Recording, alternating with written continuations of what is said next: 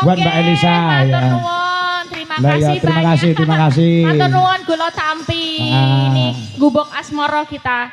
Isinya apa sak kuwi nek jarike barang lho ya. Nggih. Yo dibuka prok jadi apa? Ya.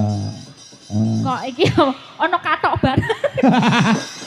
Iki katakan nganggo saiki. Iki piye iki ono?